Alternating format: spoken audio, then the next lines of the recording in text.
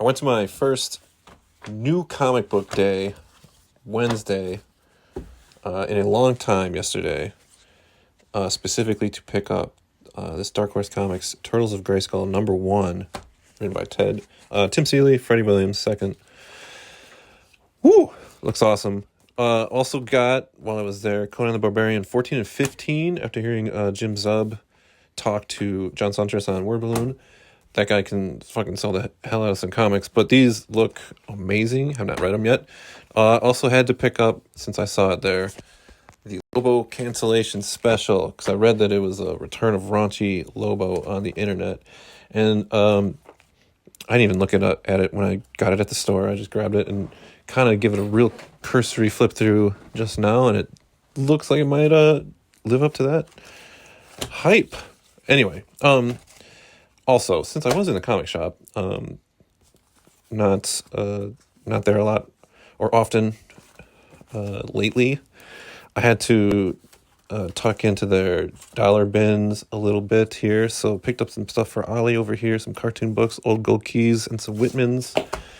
15 centers and 60 cents. I'm kind of curious as to like when exactly. Some of them are for 82, I know that. Also picked up, had to get it, the Mighty Mutanimals, Invasion from Space. This looks super fat. I don't know if this was like an annual or they were trying to launch that second book. Winter 91, it says. 96 pages, had to for the kid. Loves the Turtles.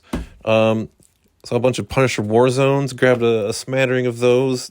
The first issue's cover, beveled printing. I don't know. Looks like there's a die cut there too. Oh, I didn't even notice that. Awesome. Also got a few scattered X-Men, X-Force, Executioner songs, part 1, part 1, 7, and 8. Mostly because it looks like the trading cards are still in here. And as I think we're all aware, I did collect the cards. Not these ones, but it's turning out I guess I have a lot of cards. Anyway, a random Deathlock was in there, and I love Deathlock, so I had to grab this one. Interested to check that out. Our guarantee to you, it says on the cover, the loudest comic book you'll read all month. I did notice it was inked by Jimmy Palmiotti on the cover too. So excited to check that out. And finally, in the $5 trades, they had not one, but 2 copies of Arkham Asylum in there. One, an edition I've never seen before, and I was very interested to get that. But this 15th anniversary edition I did pick up has a bunch of stuff in the back, a lot of process stuff, which of course, teaching now and also just my own, I love process stuff. I love looking at that stuff. So of course that's the one I grabbed out of the 2. Also, finally, I grabbed this Wolverine book. I've never heard of Save the Tiger before. I didn't know if it was like a miniseries or something. Sam Keith cover though, and I looked at it on its edge and it looked like a big fat book. So I was like, fuck it, for $1. Yeah, I'll take a flyer on that.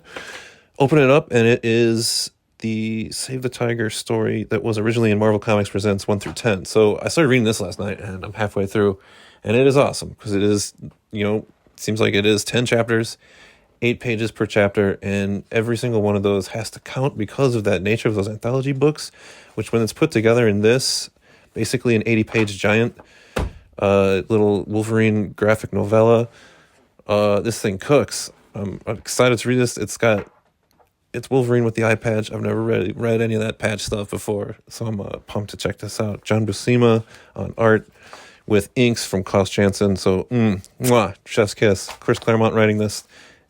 This is some good comics so far. So, what a day at the comic shop yesterday. What did y'all pick up? Anything cool? What's going on? I don't know. I haven't been excited to check out some comics like this in a while.